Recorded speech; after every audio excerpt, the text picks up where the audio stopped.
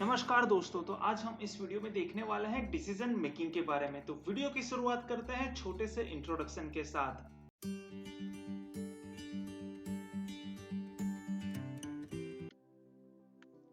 Decision एक important function होता है मैनेजमेंट के लिए।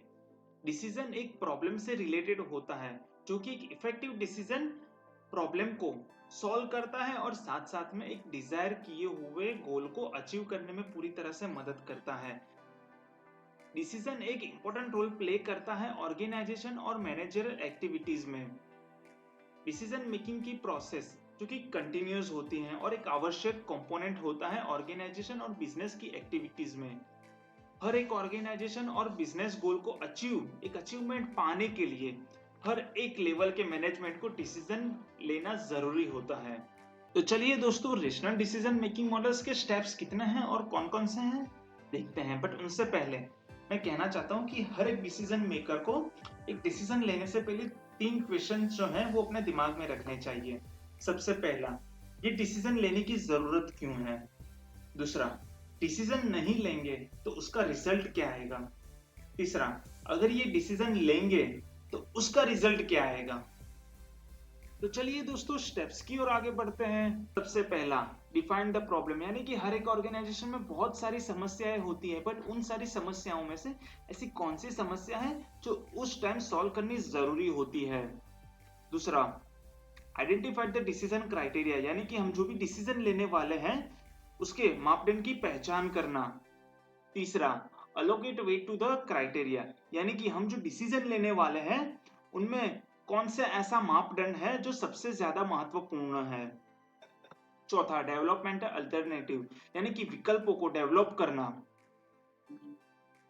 इवेल्युएट द अल्टरनेटिव, यानी कि विकल्प जो है, जो भी हमारा विकल्प है उसको इवेल्युएट करना, उनको जानना, एकदम गौर से जानना, यानी कि कौन सा ऐसा अल्टरनेटिव है, विकल्प है जिससे हम जल्दी से जल्दी डिसीजन ले पाए, कम से कम टाइम में, कम से कम कॉस्ट में। और उन सारे विकल्पों को इवेल्युएट करने के बाद एक बेस्ड विकल्प सिलेक्ट करना। डिसीजन मेकिंग के मेनली 2 टाइप्स होते हैं, individual decision making and group decision making. तो चलिए देखते हैं difference between individual decision making and group decision making. तो इंडिविजुअल डिसीजन मेकिंग में एक व्यक्ति आमतौर पर तात्कालिक निर्णय लेता है, जबकि ग्रुप डिसीजन मेकिंग में एक व्यक्तियों के समूह द्वारा निर्णय लिया जाता है। इंडिविजुअल डिसीजन मेकिंग में टाइम, मनी और एनर्जी को सेव होता है, जबकि ग्रुप डिसीजन मेकिंग में लॉट ऑफ टाइम, मनी और एनर्जी वेस्ट होते हैं। इंडिविजुअल डिसीजन मेकिंग एक क्राइसिस और इमरजेंसी की सिचुएशंस में लिया जाता है, जबकि ग्रुप डिसीजन तब लिया जाता है जब एक निर्णय लेने के लिए पर्याप्त समय हो। मेनली 3 तरह के अप्रोच होते हैं डिसीजन मेकिंग के, रेशनल और analytical approach, intuitive decision making approach और रैंडम अप्रोच। तो रेशनल अप्रोच में एक step by step decision making लिया जाता है। यहाँ पे इस दृष्टिकोण को सफलता के कारणों को परिभाषित करता है, एक छोटी से छोटी जानकारी को लेता है और उसे तार्किक रूप से देखता है कि कैसे प्रत्येक विकल्प प्रत्येक सफलता के परिबल को कैसे पूर्ण करता है।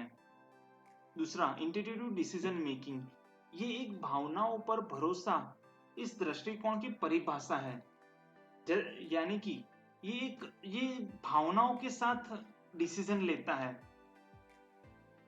ये एक सावधान योजना संभव नहीं है, ये एक सचेत प्रक्रिया भी नहीं है, ये एक ऑपोजिट अप्रोच है रेशनल डिसीजन मेकिंग के। तीसरा, रैंडम अप्रोच, इस अप्रोच एक डिसीजन पर बिना सोचे समझे लिया जाता है, जैसे कि सिक्का उछालना। ये डिसीजन व्हील का उपयोग करके किसी भी अप्रोच को नियोजित करना, ये एक प्रतिनिधि होता है। इससे कभी कभी एक आश्रित शैली माना जाता है, क्योंकि यह एक दृष्टिकोण जिम्मेदारी से वंचित कर सकता है। और इस वीडियो के अंत में मैं यही कहना चाहता हूं आप सबको दोस्तों, कि एक अच्छा सा डिसीजन आता है एक्सपीरियंस से। और एक एक्सपीरियंस कब आता है, जब आप कोई भी गलत डिसीजन ले लेते हो तब। तो थैंक यू मेरे साथ जुड़े रहने के लिए।